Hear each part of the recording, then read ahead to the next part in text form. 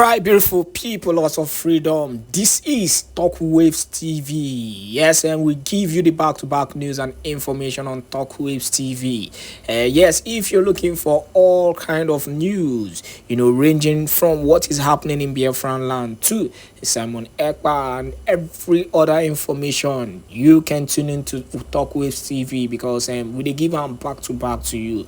Now, on the issue we'll carry on for you, please enjoy this video and make sure that you share this video to as many groups, to as many platforms as possible. Our own is to make sure that Nigeria terrorist security forces in Biafraland, Woto. The Woto can never stop. We will continue to give them Woto. Woto will continue until they leave. Our demand is that every security agent in Biafraland representing Nigeria must be withdrawn. In churches and fleeing their villages. Local journalist Timothy Obiezu has more. On Christmas Day in 2011, a series of attacks, including suicide bombings, occurred in Nigerian churches, killing at least 41 people. Islamist militant group Boko Haram claimed responsibility. More than 1 decade later, death once again touched many families while much of the world was celebrating.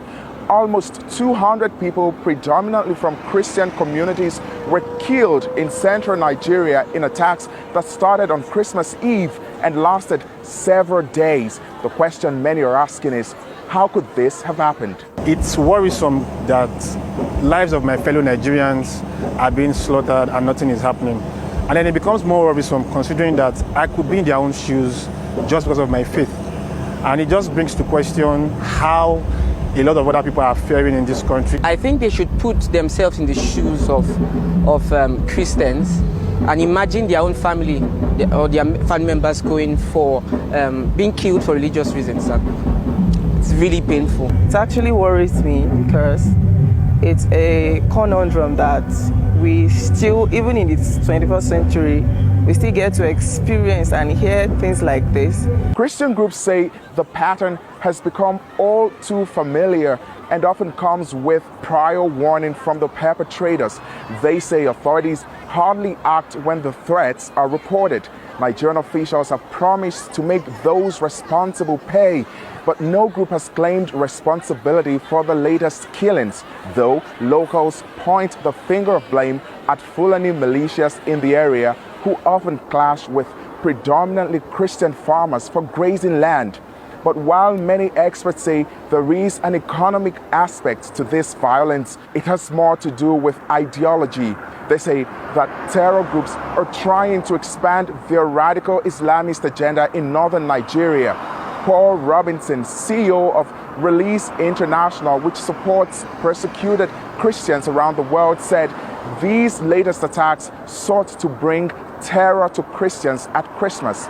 Archbishop John Praise Daniel, Deputy President of the Pentecostal Fellowship of Nigeria, agrees. One cannot really say why the cycle keeps reoccurring. And very inhumane and barbaric. People will be in their houses and they will come at night and then come on them without preparation. And they are killed, maimed, even with children. I believe that these people have an agenda, which maybe some of us don't know. But it's purely an ethnic cleansing. So I think it's very, very barbaric. And the church vehemently is against this continuous killing. Nigeria strikes a delicate balance between its Christian and Muslim populations. The US-based International Christian Concern Group estimates that 50,000 Christians in the West African nation have been killed since 2009. The latest onslaught is the worst massacre in Nigeria since 2018, when 235 people were reportedly killed in coordinated attacks in roughly the same area. The attacks drove thousands from their homes, but not everyone supports the assertion that radical Islamists are to blame. The security of this country, in fact, so bad, which I want to tell all Nigerians that we should all try as much as we can to make sure that we put an end to insecurity of this country. We need to be secured. So it's a responsibility of every Nigerian. Every Nigerian is expected to contribute to security of this country. The UK-based group Release International has named Nigeria as a country where violence against Christians is set to rise in its newly published 2024 Persecution Trends Report. It is calling on the authorities to intensify their efforts to protect communities. In early December, religious freedom activists urged members of the US Congress to redesignate Nigeria as a country of particular concern in the State Department's International Religious Freedom Report, which lists the world's worst violators of religious freedom. However, under the Biden administration, Nigeria has been taken off the list despite protests from human rights groups. While in Nigeria itself, many Christians feel more danger than ever, even as the season of peace and goodwill approaches. Timothy Obiezu, RT, Abuja, Nigeria. Security consultant Sadiq Sheed Shehu shares his take on the reasons behind the latest violence in Nigeria. You have Christians and you have Muslims.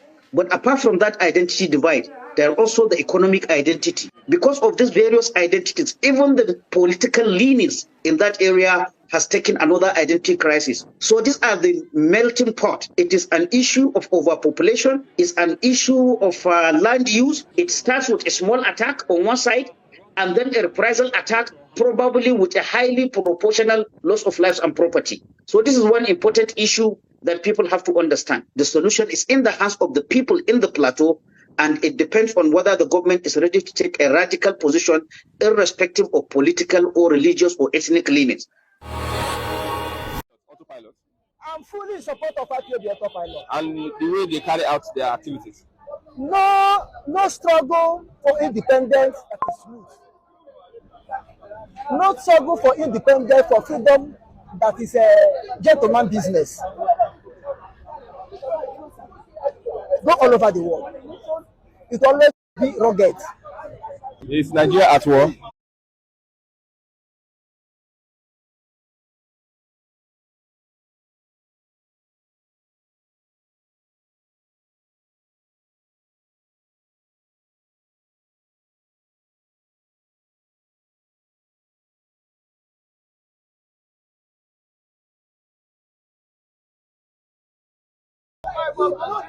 Nigeria is not at war. The South's people are dying.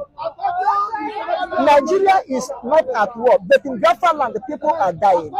Nigeria is not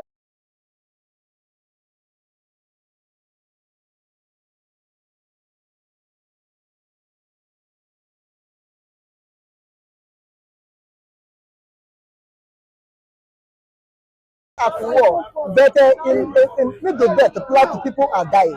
In Kaduna, people are dying. And Nigeria is not in war. What is killing them?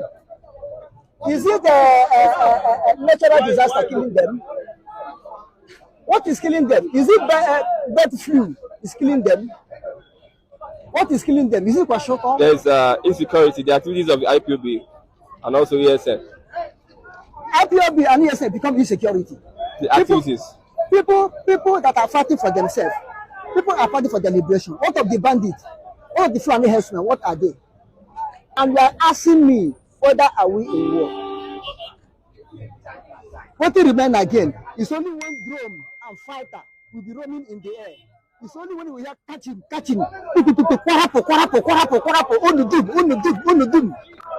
you know that we are at war. Eh? Is that time we know we are at war? He said Biafra will be declared October this year in Finland. Whatever possible for we to get our freedom, let it be. Whatever possible. Whatever means. Possible. Whether you declare it in Finland, whether you declare it in the moon, whether you declare it in the sun, whether you declare it in Biafraland, all I know is Biafra freedom. And we need to carry Ohanese and other people along in this Biafra struggle. Who are the Ohanese? Who are those Ohanese and Liberibi? Who are they? Ohanese. How will you carry your enemy along?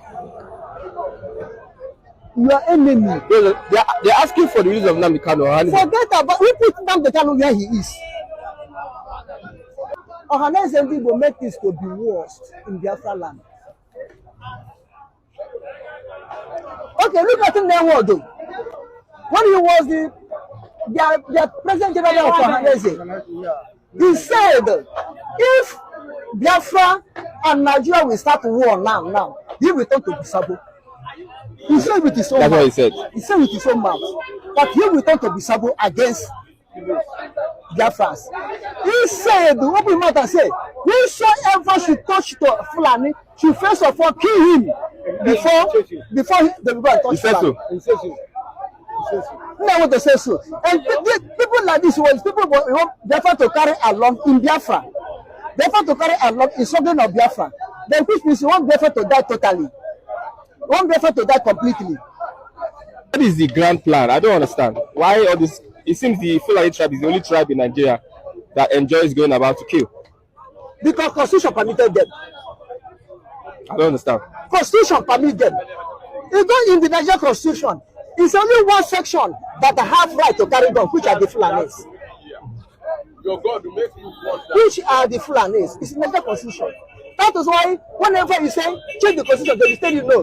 When they do something, they say Constitution give them right, and they give them right. Constitution of 1999 is a constitution of suicide constitution. Abdul Salam, retired General Abdul Salam Constitution of 1999 is a constitution of what? Genocide constitution. It's a constitution of squad killing. It's a constitution of non-combatancy. How would the constitution support people going about killing other persons? How? Now, go and build the paper of constitution. Go and purchase one of the constitution. Then go into. I know that there is Sharia law. There is Sharia. But there's no constitution that says that you must kill. Okay, Sharia law. What should Sharia law exist? When we say we are secular state, the Sharia law permit them to do what they are doing because they are defending their religion. Eh? Okay. Okay. Lastly, what is your message to Biafrans? My message to Biafra is that we should stand firmly. We should focus. I mean, not Biafra, the real Biafrans. No. Let's have it clear. Excuse me. We have Biafra afraid, like Ohaneze and Igbo. We have Biafra afraid, like Igbo politicians. We have Biafra afraid, like traditional rulers. We have Biafra afraid, DOS. We have Biafra afraid, DOS. Those who sold the Nnamdi Kanu. But what I'm saying Biafran of Simon Ekpa. I'm saying Biafrans of autopilot, indigenous people of Biafra. Those who are fighting for the re-release of Nnamdi Kanu. Those who are fighting really for restoration of Biafra. They should focus on what they are doing. They should not allow something to come and distract them.